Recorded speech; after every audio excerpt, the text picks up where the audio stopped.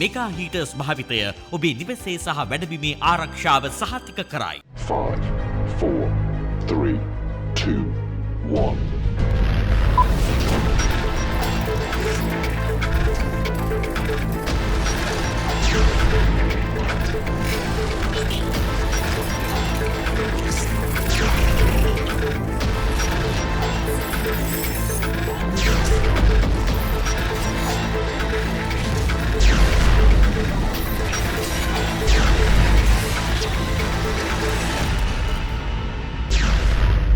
Dollar Machine.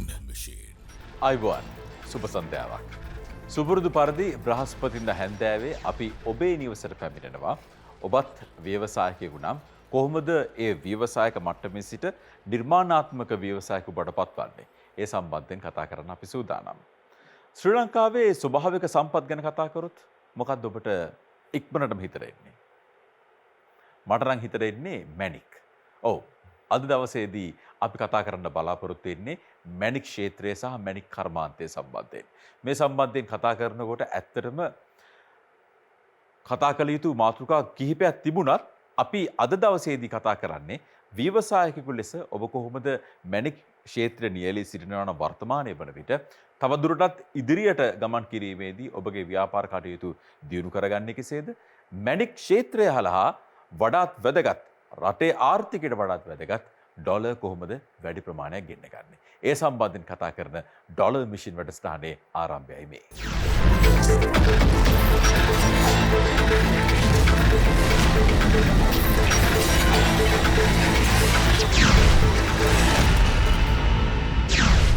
Dollar Machine. ඔව් අපි කතා කරන්නේ මැණික් ක්ෂේත්‍රයේ සම්බන්ධයෙන් ජෙම් ඉන්ඩස්ට්‍රි එක සම්බන්ධයෙන්. සුපුරුදු පරිදි අපත් සමග තුන අපගේ සම්පත් දායකත්වය ලබා දෙන iBed ආයතනයේ සභාපති එතුමන් වර්තමානයේ වන විට බිස්නස් ඇඩ්වයිසර් කෙනෙකු ලෙස ව්‍යාපාර උපදේශකයෙකු වශයෙන් කටයුතු කරනවා ජ්‍යෙෂ්ඨ වරලත් ගණකාධිකාරී චාමිත කුමාරසිරි මහතා. අයිබෝන් ඔබතුමන්ට. අයිබෝන්. ඔබතුමන්ට නම් නිරතද දෙවයිලේ ලංකාවේ මැණික් ක්ෂේත්‍රය නියැලී සිටින ව්‍යවසායකින් ව්‍යාපාරිකයන් හම්බ වෙනවා ඇති. ඇයි අපි අද මැණික් ව්‍යාපාරය ගැන කතා කරන්නේ? තුෂාන් මම මේක අපි අර හැමදාම කතා කරනවා වගේ ලංකාව කියන්නේ ඉතාමත්ම සම්පත් වලින් අනුන රටක්. අපිට මේ ලැබිලා තියෙන දායාද. හැබැයි අවාසනාවකට මේ ලංකාවේ තියෙන සම්පත් වලින් අපි නිසි ප්‍රයෝජනය ගන්නවද කියන ප්‍රශ්නාර්ථය හැමදාම අපිට තිබ්බා. දැන් මැණික් කියන මාතෘකාව ගත්තොත් ලෝකයේ තියෙන අපි සමහරවිට මම එකපාරක් ඇමරිකාවෙද්දී එක්සිබිෂන් එකක මම දැක්කා තියලා තියෙනවා ලොකු මැණික් ගලක්. ඒක කෝවක් වගේ මම ඒකට කියන නම දන්නේ නැහැ හරියටම. ඒකේ යටින් ගහලා තියෙනවා from Sri Lanka. ඉතින් මට මේ ලංකාවේ මේ වගේ සම්පත් තියෙද්දි අපි ඒවෙන් ප්‍රයෝජනය ගන්නවද කියන මාතෘකාව තමයි ඩොලර් ගැන කතා කරනකොට මැණික් තියාගෙන අය බංකොලොත් වෙලා බෑලි. ඒකනේ අපි කියන්නේ අර නිදානයක් උඩ ඉඳගෙන හිඟා කරන රටක් වෙලා තියෙන්නේ ඇයි කියන මාතෘකාව. එතකොට මෙතෙන්දී අපි මේ මැණික් කියන කතාවේදී අපිට ගොඩාක් දේවල් කතා කරන්න තියෙනවා. ඒක ඇතුලේ ලොකු කර්මාන්තයක් අපිට තියෙනවා. දැන් ආදායමක් විදිහට ගත්තොත් 2022 මැණික් ස්වර්ණාභරණ දියමන්ති ඔක්කොම එකතු කරාම අපිට ඇවිල්ලා තියෙන්නේ ඩොලර් මිලියන 450ක වගේ ආදායමක් තියෙන්නේ එක්ස්පෝර්ට් පැත්තෙන් ගත්තම. නමුත් ඉතින් එහාට ගත්තොත් අපිට මේකේ තව ගොඩාක් ආදායම් උපයා ගන්න පුළුවන් පැති තියෙනවා. ඒකට සමහරලාට ගුණාත්මක භාවයෙන් වෙන්න පුළුවන්, නවෝත්පාදනයෙන් වෙන්න පුළුවන්. එහෙම නැත්නම් මෙච්චර කල් අපි හරියට හොයලා බලපු නැති පැති තියෙන්න පුළුවන්. ඉතින් ඒ වගේම දේශීය වශයෙන් මේ ශ්‍රේෂ්ඨයේ ඉන්න අය සහ අලුතෙන් එන අයට මේක ඇතුලේ ගොඩාක් දේවල් ගන්න පුළුවන්. මොකද පිටරටින් ගේන්න දේවල් නෙමෙයි ලංකාවේ අපේ පොළොවේ යට තියෙන දේවල් මේ. අපි මේකෙන් හරියට ප්‍රයෝජනය ගන්නවද කියන එක. ඒක නිසා තමයි අපි අද මේ මාතෘකාව කතා කරන්න පටන් ගන්න හිතුවේ. අපි පොඩි දත්ත ටිකක් මම ගත්තොත් මේ හැමදාම වගේ පෙන්වන්න. මේ වෙනකොට ලංකාවේ මේ තියෙන තත්ත්වයේ මේ වෙනකොට ඩොලර් මිලියන 300කට ආසන්න ප්‍රමාණයක් මේ අගෝස්තු වෙනකොට 2023 දී අපි උපයලා තියෙනවා මේ කර්මාන්තයෙන්. මේ අපේ රටේ තියෙන ජාතික ඉලක්ක අනුව 2025 වෙනකොට ඩොලර් බිලියන 2ක ආදායමක් මේ කර්මාන්තයෙන් ගේන්න බලාපොරොත්තුවක් තියෙනවා. ටිකක් බාරදූර කාර්යයක්. නමුත් වැඩිම අපිට ඇවිල්ලා තියෙන්නේ 2013. ඒ ඩොලර් බිලියන 500ට ඇවිල්ලත් නැහැ. නමුත් මේ උත්සාහ කරන්නේ එතනට යන්න තමයි 2025 මම හිතනවා යම් කිසි පොඩක් ඇති කියලා. අපි ගත්තොත් එහෙම දැන් මේ මොන රටවල් වලටද යන්නේ කියලා දැනට ලංකාවෙන් මැණික් කපන එක රටවල් ගත්තොත් එහෙම වැඩිපුරම අපි මැණික් කපන කරන්නේ ඊශ්‍රායල් වලට. ඇමරිකාව අපි ගොඩාක් අපන යන බාණ්ඩ යන රටක් විදිහට ඇමරිකාව උඩින් ඉන්නවා අපි කලින් සටහන් වලදී දැක්කා මේ ඊළඟ රටවල් ටික මෙතන පේන්න තියෙනවා දැන් මෙතනදී මට තව දෙයක් මතු කරන්න ඕන දුෂාන් අපි මේ කතා කරනකොට මේ කර්මාන්තයක් විදිහට ඕනම කර්මාන්තයක තියෙනවා ඒකේ ප්‍රාථමික මට්ටමේ ක්‍රියාත්මක වන ප්‍රමාණයක් සහ අපිට ඒක ඵලදායීතාවය සහ ගුණාත්මකභාවය වැඩි කරලා ඒ තියෙන සීමිත සම්පත් ප්‍රමාණයෙන් වැඩිපුර ආදායමක් උපය ගන්න පුළුවන් ලෙවල් එකක්. ඉතින් මම හිතන්නේ මේ ප්‍රොඩක්ටිවිටි එක ක්වොලිටි එක කියන පැත්තේදී ලංකාවේ මම හිතන්නේ ගොඩාක් අපි පල්ලෙහැන් ඉන්නවා කියලා මම විශ්වාස කරනවා ගොඩාක් තැන්වල දැක්කම ඒක නිසා අද වැඩසටහනේදී අපි මේ ශ්‍රේෂ්ඨය නියෝජනය කරන ඒ ශ්‍රේෂ්ඨයේ අත්දැකීම් තියෙන පුද්ගලයෙක් වගේම මේකේ තාක්ෂණික පැත්ත සම්බන්ධයෙන්ුත් විශේෂඥයෙක් අපි කැඳවගෙන ඇවිල්ලා තිනවා මේ ගැන කතා කරන්න. හොඳයි අපි අද දවසේදී බලාපොරොත්තු වෙන්නේ කතා කරන්න මේ මැණික් ක්ෂේත්‍රය සම්බන්ධයෙන් මැණික් ක්ෂේත්‍රයේ තියෙන මොනවාද ඉදිරියට එහි ක්ෂේත්‍රයේ උන්නතිය සඳහා ගත යුතු පියවර ඒ සම්බන්ධයෙන් සහ විශේෂයෙන්ම ව්‍යවසායකයෙකු වෙන ඔබට මැණික් ක්ෂේත්‍රයේ නියැලී සිටිනවා නම් නැත්නම් අලුතෙන් හිතන් ඉන්නවා නම් මොනවාද ඔබ උගත ගත යුතු දේ මොනවාද ඒ සම්බන්ධයෙන් කතා කරන්න අපි සූදානම් වෙනදී සිටින්න ඩොලර් මැෂින් සමග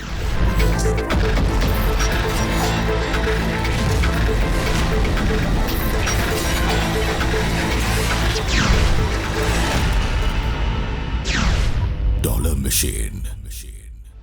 ඔව් අද දවසේදී අපි කතා කරන්න බලාපොරොත්තු වෙන්නේ මැණික් ක්ෂේත්‍රය සම්බන්ධයෙන් සුපුරුදු පරිදි අයිමෙඩ් ආයතනයේ සභාපති එහි නිර්මාතෘ චාමින්ද කුමාරසිරි මහතා අපත් සමග වෙනවා ජ්‍යෙෂ්ඨ වරලත් ගණකාධිකාරී සහ ව්‍යාපාර උපදේශක එත් සමගම අපත් සමග වෙනවා ෆැසට්ස් ශ්‍රී ලංකා හි සභාපති අල්තාෆ් ඉක්බාල් මහතා ඔබතුමාව අපි ආමත් ගෞරවයෙන් පිළිගන්නවා ආයිබෝවන් එත් සමගම ජෙම් එකක් මැණිකක් ගත්තාම එය උපදාලා ලස්සන කරලා ඒ තාක්ෂණික පැත්තෙන් කටයුතු කරන එහි විශේෂඥයෙක් අප සමග යුතු වෙනවා අශාන් අමරසිංහ මහතා. ආයුබෝවන් ඔබතුමන්ට. ඔබතුමන් වෘත්තියෙන් උපදේශක රත්නවේදී නේද? කන්සල්ටන්ට් ජර්නලොජිස්ට්. හොඳයි.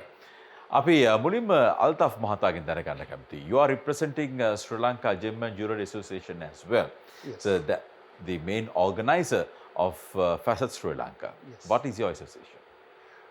It's an apex body consisting of rough dealers and miners.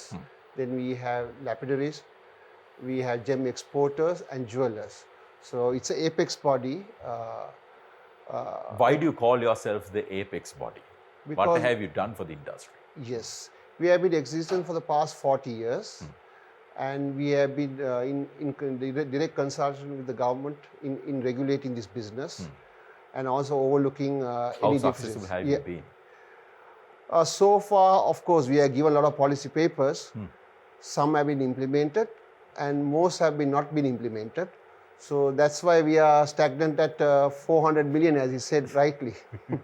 But we have been very successful with our Facets show. For the past 30 years, we have been having this Facets show. That's the only international gem and jewelry event in Sri Lanka, which has been continuing for the past 30 years, even during the height of the war. When there were bombs going out at next door to Galadari and Hilton, we were exhibiting. So we continued the show. Only during COVID, we stopped for 3 years. Facets Sri Lanka තමයි ඔතුමා සඳහන් කරපු විදිහට ලංකාවේ තියෙන මේ මැණික් ක්ෂේත්‍රය සහ ස්වර්ණාභරණ ක්ෂේත්‍රය ලොවට ගෙනියන ප්‍රදර්ශන එකම ප්‍රදර්ශනය Facets Sri Lanka. දැන් අපි Facets Sri Lanka සහ ඒ හා සම්බන්ධ ප්‍රදර්ශන ගත්තොත් එහෙම අපි මේ ලෝකෙට ගෙනියන ප්‍රමාණය ඇතිද? නෑ මදි. මොනවාද කරන්න පුළුවන් එහෙනම්? Then ලෝකේ there is a systematic shift in how we do business after COVID. You have to accept the fact.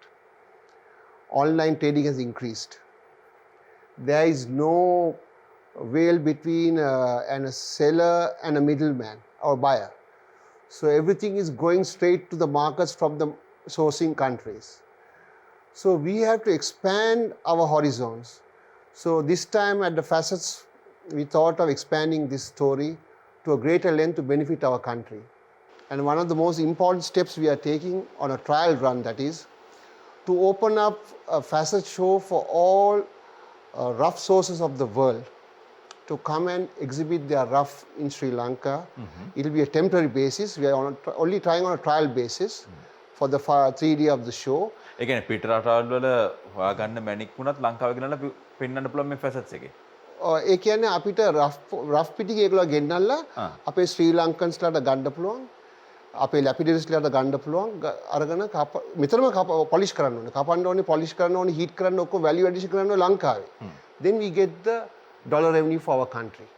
So that's what we are planning. ඒ කියන්නේ ලංකාවේ මැණික් මදිද? ඔව්. ඒ කියන්නේ ලංකාවේ මැණික් තියෙනවා හැබැයි හැමතැනම අපිට පතල් කරන්න බෑනේ. අපේ රටත් අපි ආරක්ෂා කරන්න ඕනේ. අනික අපේ ලංකාව කට්ටිය ඇෆ්‍රිකාවට අවුරුදු 30ක් යනවා. ගොඩාක් යනවා. මැඩගස්කර් වලට යනවා, ටන්සානියා වලට යනවා, මොසාම්බික් වලට යනවා, ඉතියෝපියා වලට යනවා. ඒගොල්ලන්ට අපි සපෝට් කරන්න ඕනේ. right? ඒගොල්ලන්ට කිසි ඔෆිෂියල් channel එකේ support එකක් නැහැ. But they are taking their own risk and going. And they have been successful in sourcing those stones from these countries. They go to Burma, Pakistan, right? They've even gone to India to find the Alexandrites. So we have to support them. At the same time, we have to support our lapidary with the smaller stones. So that's why we are opening up FAS's Rough Pavilion for the smaller stones to come here, exhibit, and our lapidaries to buy that, our small dealers to buy that, and that will add value to our tourism industry because we need to make our own jewelry here. So those cheap stones can add value to our tourism industry. Well, we'll come back to you to talk about more about how you can contribute for the development of the sector. Ashan Amaraseka මහතා ඔබ උපදේශක රත්නවේදියෙකු වශයෙන් තමයි කටයුතු කරන්නේ. ඔබගේ roll එක කියන්නකෝ මොකක්ද ඔබ කරන්නේ කියලා. මම ඇත්තටම කාර්යභාරයන් දෙකකට හවුල් වෙනවා. එකක් තමයි ඔබ කිව්වා වගේ රත්නවේදියෙක් වශයෙන් උපදේශන මාලාව. පොඩ්ඩක් හයියෙන් කතා කරන වඩාත් හොඳයි. පළවෙනි එක තමයි උපදේශනය කිරීම. දෙවෙනි එක තමයි තත්ත්ව සහතික කරලා සර්ටිෆිකේට් එකක්. ඔබ උපදේශන ලබා දෙන්නේ කාටද? ඒක ලංකාවේ ස්ටුඩන්ට්ස්ට වෙන්න පුළුවන්. සමහරට විදේශීය ශිෂ්‍යාවන්ට ශිෂ්‍යයන්ට වෙන්න පුළුවන්. ඒ කියන්නේ මේ මැණික් සම්බන්ධයෙන් දැනුවත් වීමක් ලබා දෙන්න. දැනුවත් වීමක් අපි විශේෂයෙන්ම ජෙමොලොජිස්ට් කෙනෙක්, ඒ කියන්නේ රත්න විද්‍යාඥයෙක් වශයෙන් හඳුන්වන තැනටම ඉස්සරහට අපි ගෙනියනවා ඒ ළමයින්ව. ඒකයි මගේ මූලික කාර්යභාරය. ඊට අමතරව සහතිකපත් නිකුත් වීමත් මගේ විෂය පතේ තිබෙන දෙයක්. හොඳයි, ඔබ දකින විදිහට ශ්‍රී ලංකාවේ සමස්ත මේ මැණික් ක්ෂේත්‍රයේ වර්තමාන තත්ත්වය ගැන මොකක්ද ඔබට දැනෙන්නේ? දියුණු වෙමින් පවතින ඉන්ඩස්ට්‍රි එකක් කියලා තමයි කියන්න වෙන්නේ. මොකද ඇත්තටම අපිට කරන්න පුළුවන් දේවල් හැමදේම අපි කරලා නැහැ. උදාහරණයක් ලෙස ඕකේ ෆැසට් ෂෝ එක දුන්නත් ඇත්තටම අපි සෑහෙන දුරක් ගිහිල්ලා තියෙනවා. නමුත් ඒකට අවශ්‍ය පූර්ණ සහයෝගය අපිට ලැබෙන්නේ නැහැ. ඒ වගේම කාගෙන්ද? රජයෙන් සහ අනිත් පාර්ශවවලින්. ඊට අමතරව කියන්න ඕනේ දැන් ඉගෙන ගැනීම අතින් මේක ලොකු ඉන්ඩස්ට්‍රි එකක්. මේකේ ගොඩාක් උපයන්න පුළුවන් දේවල් තියෙනවා. දැනුවත් වීම තියෙනවා. නමුත් ඉගෙන ගන්න අවශ්‍ය සහ ඒ ගැන දැනුම තියන අය ඉන්නේ ඉතාමත් සල්පයි. ඒක නිසා ඇත්තටම ඉගෙන ගන්න එන ළමයින් සංඛ්‍යාව, ශිෂ්‍ය ශිෂ්‍යාවන් සංඛ්‍යාවත් ඉතාමත් සුළුයි. ඒ එන්නේත් ගොඩක්ම මේ ශාස්ත්‍රයේ ඉන්න අයගේ දුවදරුවන් තමයි. ඉතින් ඒක අපිට ඊට වඩා පුළුල් ලෙස එළියට යන්න ඕනේ කමක් තියෙනවා ඇත්තටම. එහෙම වුණොත් මේ ඉන්ඩස්ට්‍රි එක තව ගොඩක් ඉදිරියට යන්න පුළුවන් අවස්ථාවක් තියෙනවා. චාමිත මහතා, දැන් ඔබතුමා සඳහන් කරා අපි ඉතිහාසය ගත්තොත් එහෙම වැඩිම හම්බෙලා තින්නේ අපිට 2013 දී මේ මැණික් ක්ෂේත්‍රය හරහා ලංකාවට ආදායම ඒත් ඩොලර් මිලියන 500ක්වත් හම්බෙලා නැහැ. නමුත් පතලක්කේ අඩු ගානේ ඉඩම් මඟලක්වත් නැති හොංකොං වගේ රාජ්‍යයන් ගත්තොත් එහෙම ඩොලර් බිලියන ගාණක් හොයනවා මැණික් වලින්. ඒ කොහොමද එහෙම වෙන්නේ? ඒක තමයි දැන් අපි ගත්තොත් දැන් හොංකොං වගේම තායිලන්ඩ් ගන්නකො. ඔව්. තායිලන්ඩ් අපි සාමාන්‍යයෙන් තායිලන්ඩ් කියවම අපිට මතක් වෙන වෙන ටුවරිසම් දේවල්නේ. ඔව්, ඒ වුණාට තායිලන්ඩ් කියන රටේ තුන්වෙනි අපනයන ආදායම තියෙන ජෙම් ඩොලර් බිලියන 12ක් විතර තියෙනවා රෆ්ලි.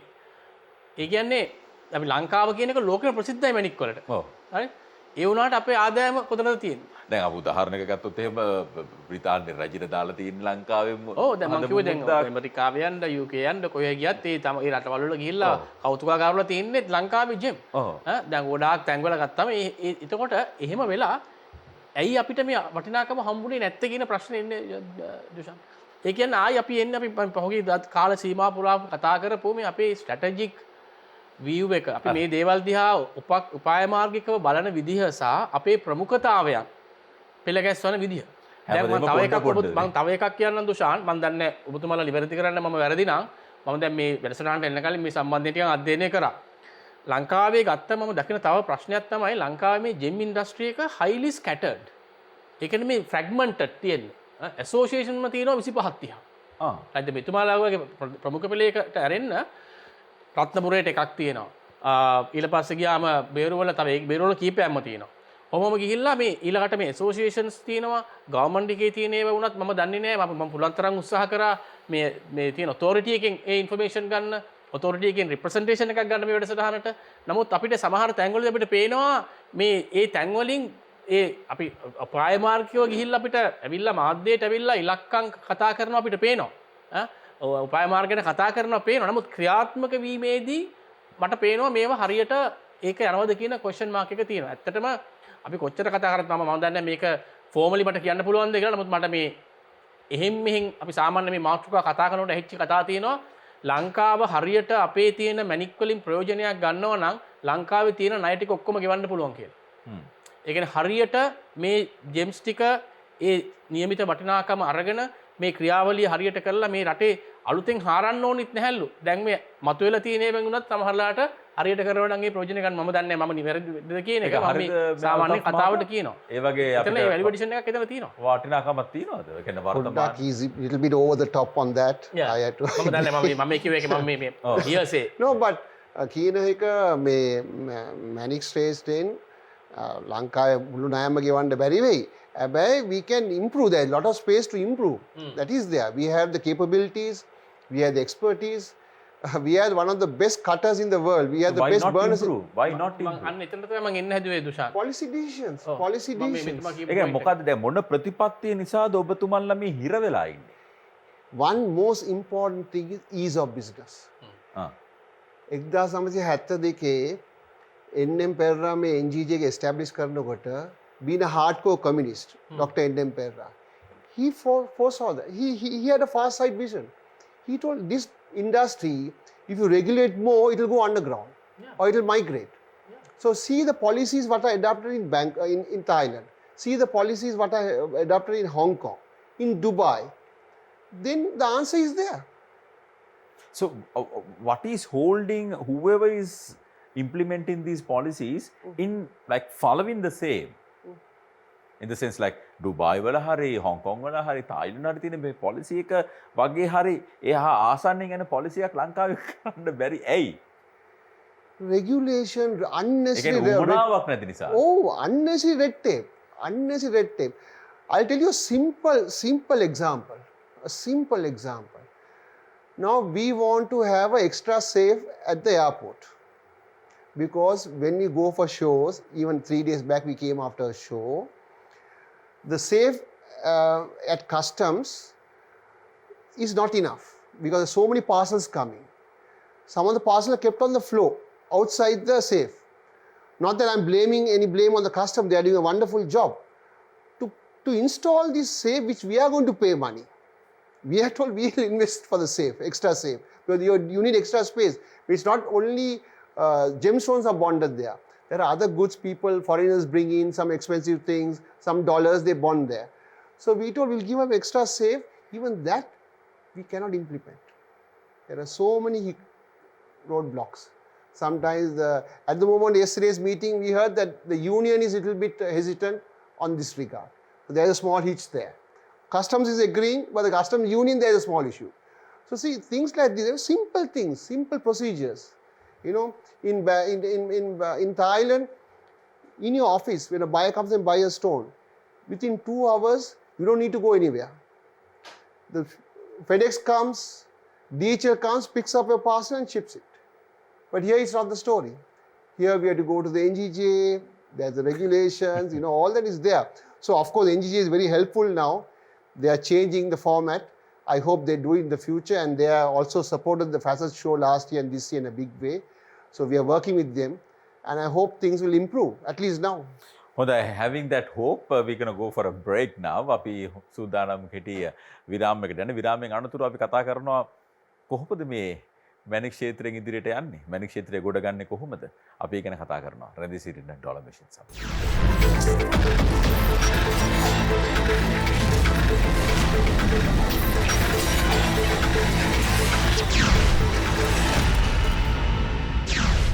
Dollar Machine.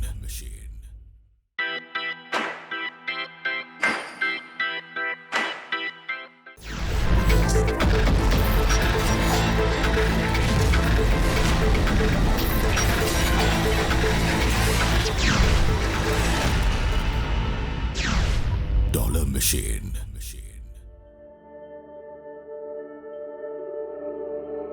Sri Lanka, home to spectacular wilderness and diverse wildlife, is also home to the world's finest sapphires. Come find yours. Sapphire Sri Lanka. Dollar Machine. ඔව් ඔබ මේ රැඳී සිටින්නේ ඩොලර් මැෂින් අපගේ වැඩසටහන සමග අද දවසේ අපි කතා කරන්නේ මැනික් ක්ෂේත්‍රය සම්බන්ධයෙන්. මැනික් ක්ෂේත්‍රය ගැන කතා කරද්දී ඔබ හිතනවා ඇති මොනවද මට මේ මැනික් ක්ෂේත්‍රය ගැන දැනගන්න විශේෂයෙන්ම ඉතිහාසය, වර්තමානය සහ අපගේ මැනික් ලෝකේ ජයගෙන තිබෙන ආකාරය සම්බන්ධයෙන් දැනගන්න මොනවද තිබෙන පොත්? ඒ සම්බන්ධයෙන් වූ විශේෂ පොතක් මට හම්බෙලා තියෙනවා. මේක ඇවිල්ලා ශ්‍රී ලංකා ජෙම්ස් කියන පොත. මේක සංවිධානය කළ තිබෙන්නේ ශ්‍රී Lanka gem and jewellery association එක විසින්. අල්තාෆ් මහතා තමයි මට මේක ලබා දුන්නේ. අපි එතුමන්ටම ලබා දුන්නා මේ නැවත මේ පොත. මොකද්ද මේ පොත මේ අල්තාෆ් මහතා කියන්නකෝ වචනයක් දැන්. මේක අපේ අවුරුදු 2000 හිස්ටරි එක පළවෙනි පොත. මේ අපේ ජෙම් ගැන කතා කරන්නේ. ජෙම් ඇන්ඩ් ජුවලරි පළවෙනි කොෆි බුක් පොතක්. මේක අපි මේ ගොඩාක් වියදම් කරලා හොංකොං වල print කරේ අවුරුදු 4කට ඉස්සෙල්ලා. මේක ලෝ පුරාම ගිහිලා තියෙනවා. අපේ එම්බසිස් වලට දීලා තියෙනවා. අපේ බයස්ටට දීලා තියෙනවා. and ඕගොල්ලන්ටත් මේක ගන්න පර්චේස් කරන්න පුළුවන් ෆැසට් ෂෝ එකේ. මේක රුපියල් 5000ට විකුණන්නේ අපි එකක්. තව පොඩ්ඩක් සුළු ප්‍රමාණයයි තියෙන්නේ. ඕගොල්ලන් මේ ශ්‍රේෂ්ඨයට ආදරේ නම් මේක හොඳ කලෙක්ෂන් බුක් එකක්. it's a must for you. හොඳයි අපි දැනගන්න කැමති අශාන් අමරසිංහ මහතා දැන් ඔබ මේ ක්ෂේත්‍රයේ තාක්ෂණ වේදයේ සම්බන්ධයෙන් කතා කරනවා සහ එහි නියැලී සිටින පුද්ගලෙක්. ලංකාවේ මැනික් වර්ග කොච්චරක් විතර තියෙනවද? මට ඒක හරියටම කියන්න අමාරුයි මේ අවස්ථාවේදී. නමුත් ලෝකේ හම්බෙන ප්‍රධාන මැනික් වර්ග වලින් දියමන්ති, එමරල්ඩ්, ජේඩ් වගේ වර්ග හැරෙන්න අනිත් සියලුම වර්ග ශ්‍රී ලංකාවේ හමු වෙනවා. එතකොට ලංකාවේ වඩාත් වටිනාකමින් වැඩිම මැනික් වර්ගය මොකක්ද? ඒකත් හරි සබ්ජෙක්ටිව් දෙයක්. එහෙම මම කියන්නේ දැන් සමහරක් විට අපි නිල් මැණිකක් ගත්තොත් ඒ නිල් මැණික ගොඩාක් මිලෙන් අධික වෙන්න පුළුවන්. නිල් මැණික් මේ අවස්ථාවේ අපි සලකන ලංකාවේ තියෙන වටිනාකම වැඩිම මැණික් වර්ගයක් හැටියට. ඊට අමතරව අපි ගත්තොත් පද්මරාග. ඒ කියන්නේ පිංක් රෝස පැහැ සහ ඔරෙන්ජ් පැහැ පිංක් ඇන්ඩ් ඔරෙන්ජ් මික්ස් වෙච්ච ගලක්. ඒකේ වටිනාකමත් ඉතාමත් ඉහළ මිලක අධිකට යනවා. ඊට අමතරව වෛරෝඩි, පුෂ්පරාග ඒ වගේ ගල් වර්ගත් ඉතාමත් ඉහළ මිලකට අලුයි වෙනවා. ඒ මැණික් ගලක මිල තීරණය වෙන්නේ කොහොමද? අර කැරට් ප්‍රමාණය සහ කැරට් ප්‍රමාණය මත පමණක් නෙමෙයි. අපි ගත්තොත් එහෙම මැණිකක් ගත්තොත් අපි කියන ප්‍රධාන වර්ගය බියුටි, ඩියුරබිලිටි, රෑරිටි කියලා වර්ග තුනක් තියෙනවා. ඒව අතරින් බියුටි ගත්තොත් ගලේ ලස්සන බව. අපි මොකද්ද දකින්නේ ඇත්තටම? ගලේ වර්ණය, පාරදෘශ්‍යභාවය. ඒ ඔක්කොම එකතු කරලා තමයි ඒ ඔක්කොම සංකලනයක් වෙච්ච තමයි අපි මිලක් තීරණය කරන්නේ. ඩියුරබිලිටි කියන්නේ කල්පවත්වා ගැනීම. කල්පවත්වා ගැනීම, පාරදෘශ්‍යභාවය සහ ගලේ වර්ණය. ඔය ඔක්කොම එකතු වුණාම තමයි ගලේ සෑහෙන මිලක් තීරණය කරන්නේ. කල්පවත්වා ගැනීම කියලා කියන්නේ ඒක සාමාන්‍ය මැණික් ගල් ෂෙයා වෙනවද? එහෙම වෙන්නේ නැහැ නේ. නෑ, ඒ කියන්නේ මෙහෙමයි. ගල සමහරක් අව ගල් පැහැවෙන්න පුළුවන්. නෑ. එහෙමත් වීමේ අවස්ථාවක් තියෙනවා. සමහරක් ගල් වල තියෙනවා ඒක දෘಢතාවයෙන් වැඩි. ඒ කියන්නේ හાર્ඩ්නස් එකෙන් වැඩි. හරි. ඒ හાર્ඩ්නස් එකෙන් වැඩි ගල් කල්පවත්ම වැඩි. ඒ කියන්නේ හීරීම් වලට ලක්වීම අඩුයි. ඒ වගේ අපිට ව්‍යාරන්ට් ආර වලදී ඒ කියන්නේ එදිනදා පාවිච්චියේදී භාවිතයේදී ඒක සීරීම් වලට ලක්වීම ඉතාමත් අඩුයි. ගලක වටිනාකම මූලික වෙන ප්‍රධාන දේවල් තමයි වර්ණය, පාරදෘශ්‍යතාවය සහ ඒකේ අනිකුත් ලක්ෂණ. කියන්නේ අපි කියන ඔප්ටිකල් ඉෆෙක්ට්, ඒ කියන්නේ කැට්ස් අයි එකක් ගත්තොත් වයිරෝඩියක්. ඒකේ ඔප්ටිකල් ඉෆෙක්ට් එක අර පූසගේ ඇහි තියෙන ලයින් එක වගේ එකක්. නැත්නම් ස්ටාර් සෆයර්ස්, තරුමාගුරය. ඒ වගේ ඒවා ගත්තොත් ඒවා මත තමයි ගලක වටිනාකම තියෙන වෙන්නේ. අල්තෆ් මහතා දැන් අපේ මැණික් ගල් ගත්තාම ඉතිහාසයේ ගත්තාම අපි මොන තැන්වලද අපේ ගල් රෙකග්නයිස් වෙලා තියෙන්නේ? මේ ව්‍යාපාරය අවුරුදු 2300කට ඉස්සෙල්ලා written history එකක් තියෙන ව්‍යාපාරයක්. We have a written history of 2300 years. ලියවුණු ඉතිහාසයක්. Yes. For example, a fine example is these two rings. අපේ මේ බෝඩ් එකේ දාන්න පුළුවන් ඒ ඒක දාන්න ෆොටෝ එක තියෙනවා අපි ගාව. I'm just telling you these two rings, right? දැන් ඒකේ බලන්න මේක අෆ්ගනිස්තානයේ හම් වෙලා තියෙනවා 300 BC එකේ මේ ring එක. Right? මේක ක්‍රිස්තු පූර්ව 300. 300 in a place called Al-Qanun in Afghanistan, right? Of a Greek manufactured ring flanked by two diamonds with a Sri Lankan pink sapphire. 300 BC, right? Then there's another ring here. නිලක් තියෙනවා අපේ නිල් මණිකක්. මේක Italian gold ring set with an earlier sapphire with Kufic Arabic. It's a Kufic Arabic inscription.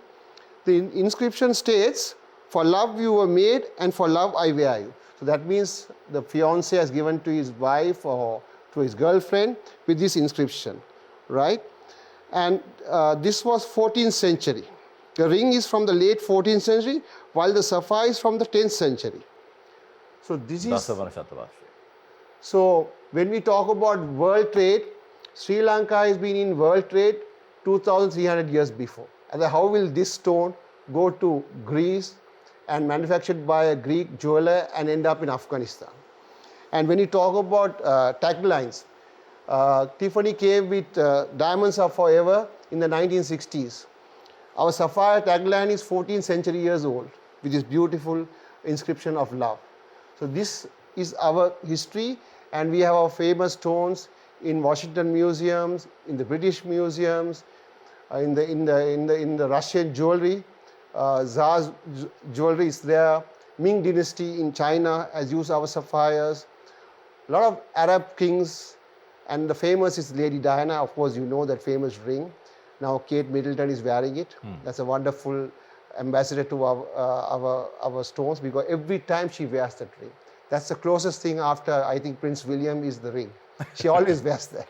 අපි කොහොමද මේ ක්ෂේත්‍රයට පැමිණෙන පුද්ගලයෙක් මේ එක්ස්පෝර්ට් බිස්නස් එක ගැන දැනගන්නේ? කොහොමද මේ එක්ස්පෝර්ට් ප්‍රොසෙස් එක වෙන්නේ? මැණික් ගලක් මොකද අපිට එකපාරට මැණික් ගලක් තියෙන විදිහට අපිට බය කෙනෙක්ට විකුණලා යවන්න බෑ.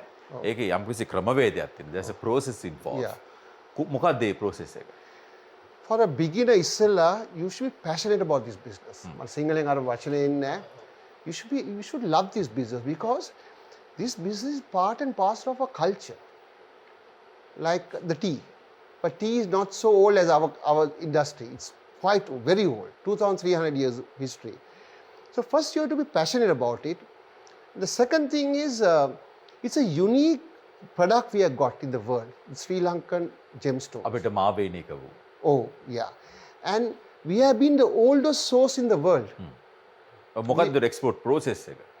Export process එක ඇවිලා දැන් අපි තාම with the National Gem and Jewelry Authority අපි simplify කරලා තිනවා මේ beginnersලට මේ වෙළඳාමට එන්න. ඒ කියන්නේ $3000 අඩුව තිබ්බොත් ඔයගොල්ලන්ගේ inventory එකක්, you can ship the goods. You go to the post office. At the moment there are 2 or 3 post offices they are nominated. One in gold. $3000කට අඩු. හරි. 3000 බේරුවලත් අපි try කරනවා මේ facility කරන්න. And Colombo and Ratnapura, because these are the main centers. So ඒ හරහා අපිට මේ ඕගොල්ලන්ට ලයිසන් එකක් තියෙන්න ඕනේ. ලයිසන් එක කොහෙන්ද ගන්නේ? National Gem and Jewelry Authority එකෙන් අනිවාර්යයෙන්ම ලයිසන් එකක් ගන්න ඕනේ. License is a must. ඒ කියන්නේ ට්‍රේඩ් කරන්න. Or trade කරන්න. Yes. That's a must. And අනෙක් එක නම් මේ ඕගොල්ලන් මේ ගල් වෙළඳාම පටන් ගන්නකොට සින්සියර් වෙන්න ඕනේ. ඒ කියන්නේ proper disclosure. Certificate ගන්න ඕනේ ගලට.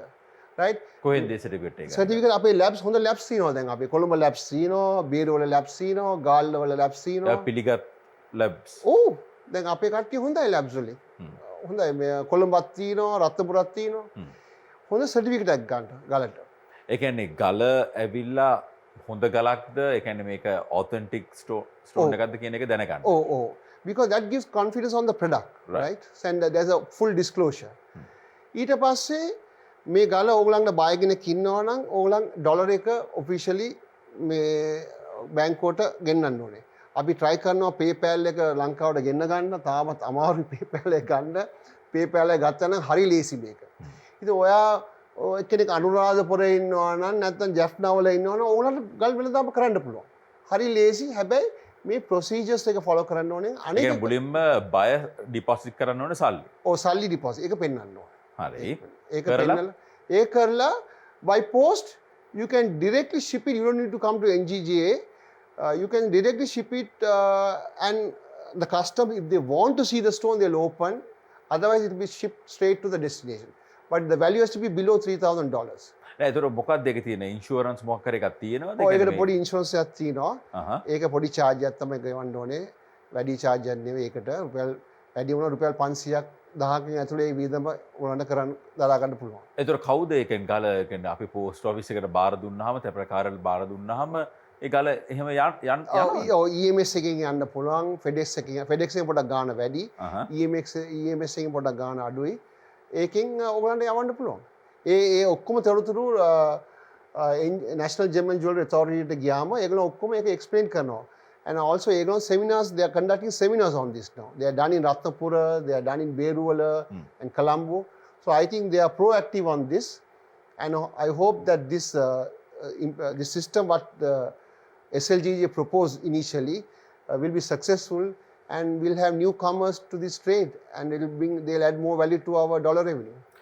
චාමින්ද මහතාට මොකද තියෙන්නේ මේ සමස්ත ක්‍රියාදාමය සම්බන්ධයෙන් විශේෂයෙන් මේ එක්ස්පෝර්ට් මාකට් එකට අලුතෙන් කට්ටියගේ පැමිණීම සහ ඒ ආශ්‍රිත ක්‍රියාවලිය සම්බන්ධයෙන්? ඔව් මං හිතන්නේ දුෂාන් අපි මේ වැඩසටහනේදීම මුල ඉඳලම ගෙනාපු සංකල්පයක් තමයි මේ ඉනොවේටිව් එක්ස්පෝර්ටර්ස්ලා කියන එක. අපි කියන්නේ අපි මේ සම්ප්‍රදායෙන් එහාට ගිහිල්ලා මේක සමස්තය දිහා සහ ඒ එක එක පුද්ගලයෝ වශයෙන් අපි අලුත් විදිහට බලන්න ඕනේ කියන එක. දැන් උදාහරණයක් විදිහට අපි පහුගිය සතියේ කතා කරා මේ ටූරිසම් ගැන. මේ ජෙම් ඉන්ඩස්ට්‍රි එකයි ටූරිසම් එකයි අපිට කම්බයින් කරන්න පුළුවන්. දැන් ඇත්තටම දැන් ගොඩක් සමහර අය පුංචි ප්‍රමාණය පටන් ගන්න තියෙනවා මේ ඔය ටුවර්ස් ඔය පතල් වලට ගිහිල්ලා බලන්න, ඒ සෝන්ස් වලට යන්න මේ ලංකාවේ සමහර තැන් තියෙනවා ඒ ප්ලේසස් මේවත් එක ටූරිසම් කනෙක්ට් කරනවා. එතකොට ඒගොල්ලන්ට ඒ ලොකේෂන් එක බලන ගමන් ඒ එක්ස්පීරියන්ස් එක ගන්න ගමන් ජෙම් ගන්නත් පුළුවන්. ඊළඟට මේකේ තව දෙයක් මම ඉස්සෙල්ලා කියාගෙන අපකට එකතු කරන්න ඕන. දැන් අපි ජෙම් ඉන්ඩස්ට්‍රි එක කියලා කියන්නේ ලංකාවේ තියෙන පතලකින් මැණික්ගල් හාරගෙන ඒක එළියට දාන එක විතරක්ම නෙමෙයි. ලංකාවේ දැන් මෙතුමන්ලා ඉස්සෙල්ලා කිව්වා ලංකාවේ මේ වෙනකොට ඉන්නවා ලෝකේ ඉන්න හොඳම ගණේ මේ ටෙක්නීෂියන්ස්ලා ඉන්නවා. කටර්ස්ලා ඉන්නවා. පොලිෂ් කරන්න පුළුවන් කට්ටිය ඉන්නවා. ලැබොරටරි ෆැසිලිටිස් තියෙනවා. දැන් ඉස්සෙල්ලා අපි කතා කරා හොංකොං ගැන. හොංකොං තායිලන්ඩ් ගත්තම දැන් මැඩගස්කර් කියලා කියන්නේ ලෝකේ තියෙන ජෙම් තියෙන හොඳම රටක්. මැඩගස්කර් වලින් ජෙම්ස් ලංකාවට ගෙනල්ලා ලංකාවේ කට් කරලා පොලිෂ් කරලා යවනවා හොංකොං නැත්නම් බැංකොක් වල ට්‍රේඩ් ෂෝ එකට. ඇයි ඒ හොංකොං වල බැංකොක් වල තියෙන ට්‍රේඩ් ෂෝ එක ලංකාවේ කරන්න බැරි? Why can't Sri Lanka be a gem trade zone hub? පුළුවන් නේ. මොකද ලංකාව කියන්නේ ජෙම් තියෙන රටක්. ඒ කියන්නේ ලංකාවට පුළුවන් ජෙම් ඉන්ඩස්ට්‍රි එකේ end to end value chain එකම ලංකාවේ තියන්න පුළුවන්. ඒතකොට අරහෙන් මෙහෙන් නෙමෙයි. ඒතකොට අපිට පුළුවන් ඒ එක්ස්පීරියන්ස් එක දෙන්න. ඒතකොට ඔරිජින් එකේ ඉඳලම දෙන්න පුළුවන්. මේක අපිට ඊළඟ ලෙවල් එකට ගෙනියන්න පුළුවන් මේ ඉන්ඩස්ට්‍රි එක. දැන් අපි සාමාන්‍යයෙන් දකින්නේ ජෙම් ඉන්ඩස්ට්‍රි එකම ලංකාවේ රත්නපුර, බේරුවල ඔය තැන් වල ගියාම ඉන්නවා අර මාළු මාකට් එක වගේ අර කට්ටිය පාරේ ඉන්නවා, ටෝච් එක තියන් ඉන්නවා, ගල් තියන් ඉන්නවා. ඉතින් ඒක that's a different level. හැබැයි ඒ ලෙවල් එකත් අවශ්‍යයි SME මාකට් එකට. ඒ මාකට් එක ඔපරේට් වෙන්න. නමුත් අපිට මේක තව හයි එන්ඩ් එකට ගෙනියන්න පුළුවන්. අපිට පුළුවන් මේ ලෝකේ ඉන්න ඉහළ පෙළේ ෆිල්ම් ස්ටාර්ස්ලා වෙන්න පුළුවන්, টপ එන්ඩ් බිස්නස්මන්ලා වෙන්න පුළුවන්. ඒගොල්ලෝ ලංකාවේ රටකට ගෙන්නගලා ඒගොල්ලන්ට මේ එක්ස්පීරියන්ස් එක දෙන ගමන් මේ බිස්නස් එක කරන්න. ඒතර මේ ඒ ලෙවල් එකට හයි එන්ඩ් මාකට් එකක් ලංකාවේ ක්‍රියේට් කරන්න බැරි කමක් නෑ දුෂාන්. ඒක ලංකාව විතර නෙමෙයි අපිට we can even invite foreign investors to come and set up a world class gem center in Sri Lanka. I think it's the thinking and then your depoliticization of the process is number one, right? A political motives ඒ තමන්ගේ තියෙන narrow minded views පැත්තක දාලා we have to think as a country first, right? As a country we have to think first. ඊට පස්සේ මේක national strategy එකක් විදිහට මේක drive වෙන්න ඕන. අර මම ඉස්සෙල්ලා කිව්වා වගේ මේ ඉන්ඩස්ට්‍රි එක සෑහෙන scattered වෙලා තියෙන්නේ. ඒතකොට මේක අපිට පුළුවන් ද එක තැනකට ගෙනල්ලා මේ value chain එකට support කරන්න. එතකොට මේකේ ඇත්තට මම හිතන්නේ මේකේ fight කරන්න තරම් දෙයක් තියෙනවා කියලා. මොකද මේ market එකේ ඕන තරම් opportunity එක තියෙනවා. අලුතෙන් එන කෙනෙකුට උනත් මේ market එක උඩට යන්න. You don't have to fight each other and මෙයාගේ ෂෙයාර් එක මම ගන්න fight කරන්න ඕන නැහැ. We have to create that market. අල්තාෆ් මහතා දැන් මෙතුමා සඳහන් කරා දැන් ඔය මේ රත්නපුර බේරුවල අර ටෝච් ගහගෙන කට්ටිය එකතු වෙලා එතනදී හොඳ මැණික් මතු වෙනවද? Yeah, before that I just want to add what he said. One is the gem and jewelry industry is a parallel industry to tourism. That has to be, it's a fact. So the way you promote, then when whatever we do, we are promoting the country also, as a brand country, Sri Lanka. So that is one. And secondly, as he said, that value chain, we have to enhance the value chain, but you have to be very careful in one more thing. We can't follow everything what Hong Kong and Thailand is following, because we are a source country. So you have to protect our source also, right? To a certain extent for the Sri Lankan, for the benefit of the country and Sri Lankans. So there is an issue there, which we are having some issues with the government at the moment. They are trying to, under the pretext of Mineral Act, they are trying to include the gem also to that. So the foreign investor comes above $50 million will have the rights to mine in Sri Lanka, which we overwhelmingly oppose. Right. All the association, the entire industry is opposed to that because this is part of our culture and we should protect this. We can't overmine our stones, right? Because we have to protect. It's a small country, our country. It's a beautiful country. And for our bad luck, the most beautiful mines are, the most successful mines are in beautiful scenic Sri Lankan, environment and waterfalls and all. So we can't destroy that. So we'll be very careful. So that is one. Secondly, your question was on markets. Yes, of course, there are auctions in Ratnapura where you can buy big stones. And Beruvala, there is a market. Very, very, very active every day, especially on Wednesdays and Saturdays. It brings the whole passion of business and the whole, the spirit of business into that market. You can see everybody is trusted there. They, the handshake by a handshake or, the deal is done. There are no receipts. We will come back to that. Give us a minute because the time is a bit of a constraint. Okay.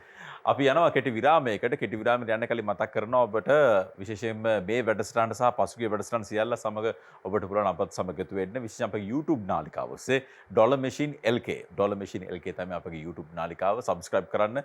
මේ සියලු ක්ෂේත්‍රයන් සම්බන්ධයෙන් අපි කතා කරන දෑ ඔබට පුළුවන් ඔබගේ පහසු වෙලාවට නරඹමින් ඒ සම්බන්ධයෙන් දැනුවත් වීමක් වෙන්න. රැඳී සිටින්න Dollar Machine සමග.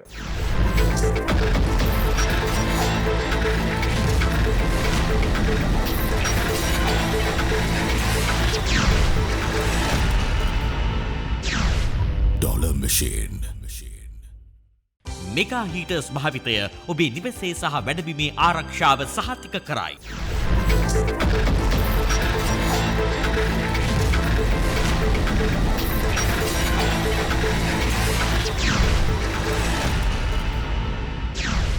Dollar Machine. Sri Lanka, perfect for ocean adventures all year round, is home to the most perfect sapphires ever discovered. Come, find yours. Sapphire Sri Lanka. Dollar Machine. අද දවසේ අපි කතා කරමින් සිටින්නේ මැණික් ක්ෂේත්‍රය සම්බන්ධයෙන්.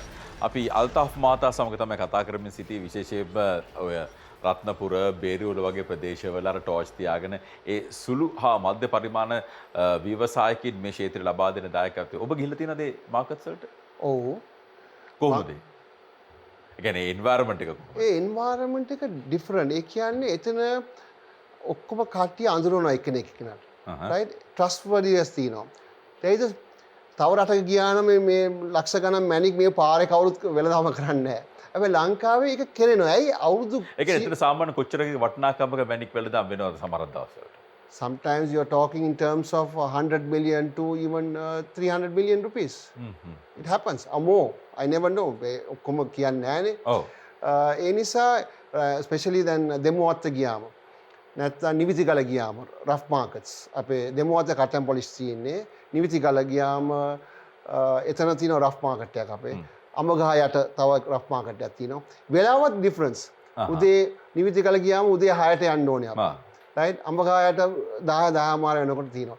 ඒ වගේ පාරේ තව පොඩි pockets වල ඒක වෙලාවක් තියෙනවා. ඒ කියන්නේ මේ සමස්ත මැනික් ක්ෂේත්‍රයේ මේ සංස්කෘතිය තමයි ඒකේ කල්චර් එක. Culture, it's a part of our culture. Beruwala, if you go, of course every day it's open, but Wednesdays and Saturdays are the important trading days in Beruwala. Then you have Gaul. Gaul also there's a market, right? Beruwala China වලට විශේෂ කැලලක් තියෙනව නේද? China market එක. ඔව්. Chinese කට්ටිය දැන් ගොඩාක් වැඩියෙන් ඇවිල්ලා තිනවා බේරුවල. ඒකට ඒක හොඳයි එක අතකින් ඒක රෙගුලේටඩ් නෑ හරියට. ඒ නිසා දැන් NGJ අපි ඔක්කොම ඇසෝසියේෂන් එකව වෙලා NGJ එකට රිප්‍රසන්ට් කරා මේක රෙගුලේට් කරන්න ඕනේ. චයිනීස් ලාට ඇවිල්ලා නිකම් මේ ටූරිස්ට් වීසා එකකින් ඇවිල්ලා බිස්නස් කරන්න බෑ. and trading කරන්න බෑ. They can only buy and the money must come to the bank. So we add value to what we are doing because at the end of the day we need dollars in the bank. That's what we need. So we had to given some suggestion to the NGJ and they are formulating a regulation on any foreigner who comes to Sri Lanka to buy gemstone. There's a regulation. They should have a business visa. They must have a ඒ කියන්නේ සාමාන්‍ය සංචාරකයෙකුට බෑ මිලදී ගන්න James. නෑ okay, tourist 1 or 2, 4, 5, but he can't buy in quantity. Wholesale වලින් ගන්න බෑ. Airport එකේ හෝල්සේල් වලට තිබුණ ජෙම් ඉන්ඩස්ට්‍රීස් තියෙනවා. හෝල්සේල් වලින් කෑලි 50ක් 100ක් 200ක්. ඉතින් ඒක NGJ ගිහිල්ලා පාසල් එක සීල් කරලා ලෝකල් ඒජන්ට් කෙනෙක් ඕන එකට ලෝකල් ලයිසන් හෝල්ඩර් කෙනෙක් ඕන එකට ඒ මාර්ගය තමයි ගන්න පුළුවන්. ෆොරිනර් කෙනෙක් ගන්නවා නම් ටූරිස්ට් ෂොප් එකේ එයාට කෑලි එකක් දෙකක් තුනක් අරගෙන එයාපෝට් එකේ ඉන්වොයිස් එක පෙන්නලා එයාට යන්න පුළුවන්. ප්‍රශ්නයක් නෑ. No taxes on that. But if you buy in commercial quantity then there is an issue and that has to be regulated. එතකොට ඒකට ටැක්ස් එකක් තියෙනවා එතකොට. ඒ කියන්නේ අපිට කෙනෙක්ට මැනික් ඒ වගේ 50 100 විකුණන්න බෑ. නෑ ටැක්ස් එකක් නෑ ෆොරිනර්ට ටැක්ස් ෆ්‍රී. අපිට දැන් ළඟදී ටැක්ස් ඉන්ට්‍රොඩියුස් කරලා තිනවා. ඒක ප්‍රශ්නයක් වෙනවා මේ වෙළඳාම පොඩ්ඩක් අන්ඩර්ග්‍රවුන්ඩ් යන්න. අපිට දැන් 30% ඉන්කම් ටැක්ස් ගාලා දැන් තව වැට් එකක් සෙස් එකක් දැන් වැට් එකක් එනවා. ඒ වගේ ප්‍රශ්න තියෙනවා අපිට. ළඟදී මේක දැන් සල්ලි නෑනේ රටේ. ඉතින් සල්ලි ගන්න මාර්ගයක් හොයන්න ඕනේ. හැබැයි මේ වගේ හෙව්වොත් නම් මේ වෙළඳාම මේ වෙන රටකට යයි. එතන ගල් 10න් 7ක් තියෙන්නේ ෆොරින් ගල් එක්ස්පෝර්ට් වෙන්නේ. ඉතින් මේ ලංකාව කටියට හිතුවොත් මේ ලංකාව රෆ් ඩීලර්ස්ලාට හිතුවොත් මේ ලංකාවේ ඇවිල්ලා අපිට මේක කරන්න බෑ කියලා ඒගොල්ලෝ කෙලින්ම බැංකොක් වලට ගිහිල්ලා ගල් ටික විකුණයි. දැන් ඩුබායි වලට රටින් එහෙම ගල් අරන් යන්නේ. එහෙම අරන් යන්නේ. නෑ නේ ඒගොල්ලෝ මැඩගස්කාරකින් ඇෆ්‍රිකාවෙන් අරන් ඇවිල්ලා කෙලින්ම ඩුබායි එකට යන්න පුළුවන් නේ. මේ bypass ශ්‍රී ලංකා. bypass ශ්‍රී ලංකා. ඒ කියන්නේ අපිට ලංකාවට කට් කරන්නවත් ගේන්නේ නැතුව. ඔව් කට් කරන ඒක ලොකු ලොස් එකක් අපිට. අපිට ලැපිඩරි වලට ලොස්, අපේ බර්නර්ස්, කටර්ස්, ටූරිසම් ඉන්ඩස්ට්‍රි වල ලොස් එකක් තියෙනවා. Wholesale exporters there is a loss. Trading brokers ඒ කියන්නේ දැන් මැඩගස්කර් හරි මොසැම්බික් වලින් හරි ගේන ගලකට ලංකාවේ වැලියු ඇඩ් කරන්න ගේනවා නම් ඒකට ටැක්ස් එකක් වදිනවා. ඔය එක්ස්පෝර්ට් එකට ටැක්ස් එකක් දාලා තියෙනවා දැන් ළඟදී. ඉස්සෙල්ලා ටැක්ස් තිබ්බේ නැහැ. We didn't have tax. It was tax free. මොකද ඒ ටැක්ස් එක? ඒ කියන්නේ ලංකාවේ ඒ කියන්නේ ගල් ඒ කියන්නේ මැනික් ගලක් එහෙම වැලියු ඇඩ් කරලා එක්ස්පෝර්ට් කරනකොට ඒක ටැක්ස් එකක් තියෙනවා. එක්ස්පෝර්ට් එකට. මොකද ඒ ටැක්ස් එක? සීට අපි ඉන්කම් ටැක්ස් එකෙන් 30% ඉන්ට්‍රොඩියුස් කරලා තියෙනවා. ඒ ඉන්කම් ටැක්ස් එක නේ ආදායම් නෑ ඉස්සෙල්ලා income tax free. So tax free for us. Fully tax free. So we can disclose all the amounts, you know. And also this money what we earn from the industry we channel to so many other things. You know, you can see, you know, into factories, properties, hotels. There's so many gem dealers who are having hotels, properties, estates, you know. So we are adding value to the industry and I don't think there's any other product in Sri Lanka which can add value so much like the gem. Ashan මහතාගෙන් දැනගන්න කැමති දැන් ඔබතුමන් මේ තාක්ෂණවේදිය සහ දැන් අලුතෙන් මේ ක්ෂේත්‍රයට එන කෙනෙක් කොහොමද මේ ගල් සම්බන්ධයෙන් දැනුවත් වීමක් ලබා ගන්නේ? මම කියන්නේ මේ මැනික් ගල්. මෙහෙමයි. ඉස්සලාල් තාප් මාතා කිව්වා වගේ ඉස්සල්ලාම මේකට එන එකේ පැෂනේට් එකක් තියෙනවා. ගොඩක් පැෂන් එකක් තියෙන්න ඕනේ. එළිය ඒ කියන්නේ සමහරක් අය එනවා මේ ඉන්ඩස්ට්‍රි එකේ කාලයක් තිස්සේ කියන්නේ ඒගොල්ලන්ගේ දෙමාපියන්ගේ ආදී මුතුන් මිත්තන් ගින්දන් ඉන ඉන්ඩස්ට්‍රි එකට එන කට්ටිය පරම්පරාවෙන් එන කට්ටිය. සමහරක් අය ඉන්නවා කිසිම සම්බන්ධයක් නැහැ කඩන් වැට නැහැ මං වගේ. right. ඉතින් ඒ කවුරු ආවත් ආසාව නිසා එන කට්ටිය. ඒ කොහොම ආවත් මේ විෂය ගොඩක් විශ්වාසය මත ගොඩනගෙන දෙයක්. ට්‍රස්ට් එක තියෙන්න ඕනේ. අපි ඩීල් කරන්නේ ගොඩක් වැලියබල් ජෙම්ස් එක්ක. ඉතින් ඒක නිසා හැමදෙස්සෙම ට්‍රස්ට් එක තියෙන්න ඕනේ. පැෂන් එක තියෙන්න ඕනේ, ට්‍රස්ට් එක තියෙන්න ඕනේ. මේකට ආවෙන් පස්සේ මේ ශේෂ්ත්‍රය ගැන ඉගෙන ගන්න පුළුවන්. ඒ කියන්නේ මූලික දැනුම ලබා ගන්න පුළුවන්. ඒ මූලික දැනුමකදී අපි මැණික් ගලක් කියන්නේ මොකද්ද? ඒ මැණික් ගලට තියෙන ලක්ෂණ මොනවද? සහ එහෙම ඉඳන් අපි මයින්ඩ් ටු මාකට්. ඒ මයින්ඩ් ටු ඒ කියන්නේ මයිනින් එකේ පතලේ සිට වෙළඳපොළ දක්වාම සිදුවන ක්‍රියාවලිය අපි කියලා දෙනවා. ඊට අමතර මැණික් ගලක් වටිනාකම තහවුරු කරන්නේ කොහොමද? ඒ ඔක්කොම සම්බන්ධයෙන් අපි දැනුවත් කරනවා අලුත් ස්ටුඩන්ට්ස්. ඇත්තටම වටිනාකම කොහොමද තහවුරු කරන්නේ? මැණිකට. වටිනාකම අර මං ඉස්සෙල්ලා කිව්වා වගේ අර මූලික ලක්ෂණ ටිකක් තියෙන්න ඕනේ කලර්ස් ඒ ටික. ඊට අමතරව සයිස් එක මත වටිනාකම තහවුරු වෙනවා. ඒක කියන්නේ සමන්ගේ අත්දැකීම සමගම ලැබෙන දෙයක්. මෙහෙමයි. අපිට ඇත්තටම තියරිටිකලි ඔක කියලා දෙන්න පුළුවන්. නමුත් ඔක මාකට් එකට ගියාම එක්ස්පීරියන්ස් එක ගොඩාක් වටිනවා. මේ අපි ඉගෙන ගන්න දේ මොකද දැන් උදාහරණයක් බේරුවල රත්නපුර කට්ටිය එහෙම තියරි සම්බන්ධයෙන් දැනුමක් නැති වුණාට ඔවුන් අත්දැකීමෙන්ම මිල තීරණය කිරීමක් කරන්නේ. දැන් ඉස්සර මම මෙහෙම ගත්තොත් ඉස්සර මැණිකක් කියන්නේ ඇත්තටම විශ්වාස මං වගේ විශ්වාසය මත පදනම් වෙච්ච දෙයක්. ඉස්සර මැණිකක් හම්බුනාම ඒ මූලික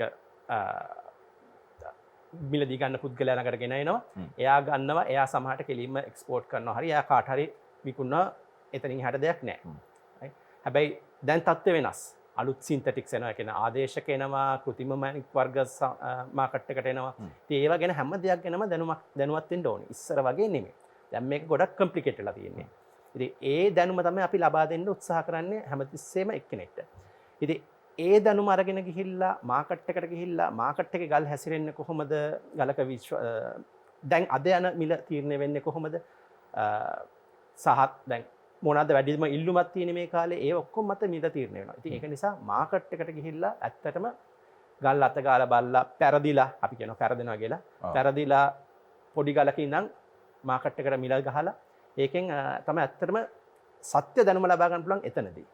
අපේ තියරිටිකල් නොලෙජ් එක ගෙනහිල්ලා ප්‍රැක්ටිකල් නොලෙජ් එක එතනින් ලබා ගන්න ඕනේ මාකට් එකට බහැලා. හොඳයි. අල්තාෆ් මහතා අවසාන වශයෙන් දැනගන්න කැමතියි. දැන් ඔබ නියෝජනය කරන ආයතනයේ සහ සංගමය ශ්‍රී Lanka gem and jewellery association එක සහ ෆැසට් ශ්‍රී ලංකා මේ හරහා ක්ෂේත්‍රයේ උන්නතියට ක්ෂේත්‍රයේ ඉදිරි ගැන්මට මොකද්ද ලබා දෙන්න පුළුවන් දායකත්වය සහ ඔබ කෙලින්ම කියන්නේ ප්‍රතිපත්ති සම්පාදනය කරන සහ ඒ ක්‍රියාවට අංගවන රජය සහ ඒ ඇතුළු පාර්ශවයන් මොනවද කළ යුත්තේ?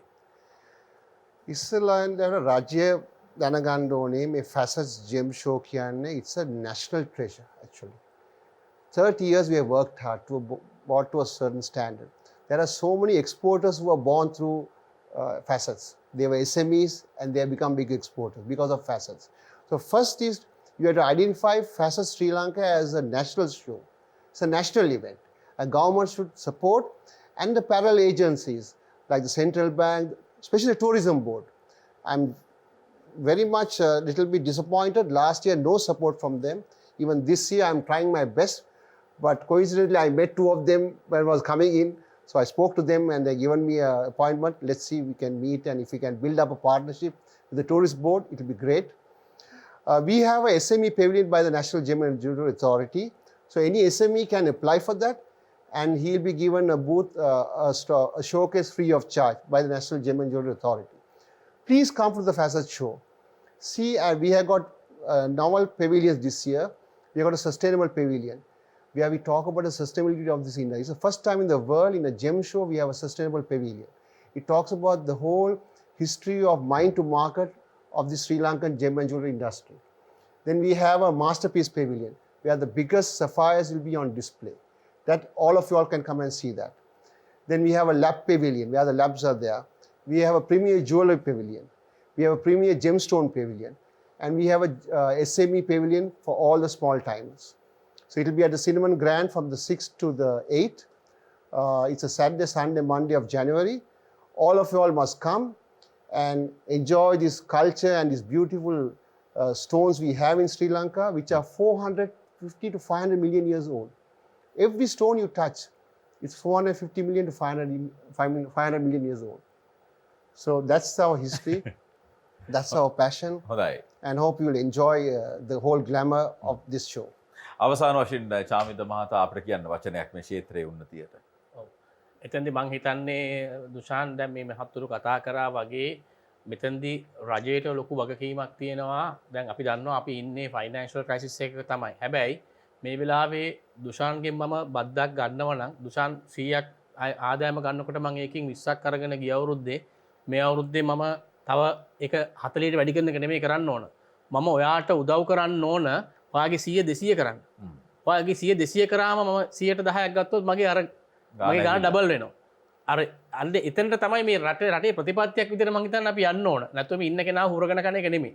දෙවෙනි එක තමයි අපි regulations දානකොට මොනිටර් කරනකොට අපි හිතන්න ඕන when we regulate we also encourage mafia or underworld or වෙන පැති වලට මේක ගෙනියනවා. ඒ කියන්නේ ඒක කරන්න නම් regulation එකත් එක්ක හොඳ monitoring mechanism එකක් එන්න ඕනේ. monitoring mechanism එක නැති වුණොත් වෙන්නේ regulation එකකින් පිටර තමයි ඔක්කොම market එක යන්නේ. දැන් මම හිතන්නේ මේ industry එකෙත් අර මෙතුමා කිව්වා වගේ අර ඒගොල්ලන්ගේ භාෂාවෙන් කියනවා unnecessary level of regulation has put our industry to this level. ඒක තමයි අපිට මේ Thailand එක වගේ Hong Kong වගේ markets එක අපිට compete කරන්න බැරිලා තියෙන්නේ. අපේ තියෙන infrastructure එකේ framework එක too tight, right? අනිත් එක තමයි පුළුවන් තරම් මේ holistic national strategy එකකින් මේකේ තියෙන මේ value chain එක support කරන්න. එතනට යන්න පුළුවන් නම් මම හිතන්නේ මේකත් අර national priority එකක් දෙන්න ඕන තවත් තැනක් තමයි මේක. හොඳයි බොහොමත්ම ස්තුතියි ඔබ තිදෙනාටම අද දවසේ අපි කතා කරේ මැණික් ක්ෂේත්‍රය සම්බන්ධයෙන් ඒ සම්බන්ධයෙන් අප සමග කරුණු බෙදා ගැනීමට එකතු වුණා සමස්ත ක්ෂේත්‍රය සම්බන්ධයෙන්ම දැන ගැනීමට විශේෂම සම්පත්දායකත්වයේ ඩොලර් මැෂින් ලබා දෙන අපගේ අයිබෙඩ් ආයතනයේ සභාපති ඒ නිර්මාතෘ ජ්‍යෙෂ්ඨ වරලත් ගණකාධිකාරී ව්‍යාපාර උපදේශක සාමින්ද කුමාරසිරි මහතා උතුමන්ට අපගේ ප්‍රණාමය. ඒත් සමගම ෆැෂන් ශ්‍රී ලංකා සහ ශ්‍රී Lanka gem and jewellery association හි සභාපති අල්තාෆ් ඉක්බාල් මහතා, thank you very much for gracing the occasion and sharing your views about the development of the entire industry. Thank you very much. උපදේශක රත්නවේදී කන්සල්ටන්ට් ජර්මනොලොජිස්ට් අප සමග තියෙනවා අශාන් අමරසිංහ මහතා. ඔබතුමාටත් අපගේ ප්‍රණාමය. Thank you very much. ඉතින් අපි බලාපොරොත්තු වුණු මං හිතන්නේ අපගේ අභිමතාර්ථය සාර්ථක කරගන්න හැකියාව ලැබුණා. විශේෂයෙන්ම ඔබ මේ මැණික් ක්ෂේත්‍රයේ හා නියැලී සිටින ව්‍යවසායකයෙකුණ ව්‍යාපාරිකයෙකුණ කොහොමද ඔබගේ ඉදිරිගැත්ම සහ අලුතෙන් ක්ෂේත්‍රයට එන්න බලාපොරොත්තු වෙන කෙනෙක් නම් කොහොමද ඔබ ඒ සඳහා සූදානම් විය යුත්තේ? ඒ සම්බන්ධයෙන් දැනුවත් වීමක් තමයි අද දවසේදී අපි ඔබට සිදු කරේ. ඔබට පුළුවන් අපගේ ඩොලර් මැෂින් වැඩසටහන YouTube නාලිකාව ඩොලර් මැෂින් LK සමග එකතු වෙලා මීට පෙර සඳහන් කරපු සහ අප සාකච්ඡාවට බඳුන් කරපු ඒ මාතෘකා සම්බන්ධයෙන් දැනුවත් වීමක් ලබා ගන්න. අපි ලබන බ්‍රහස්පතින්දාත් මේ වෙලාවටම හමු වෙමු ඩොලර් මැෂින් හරහා. ඔබ සියලු දෙනාට සුබ රාත්‍රියක්.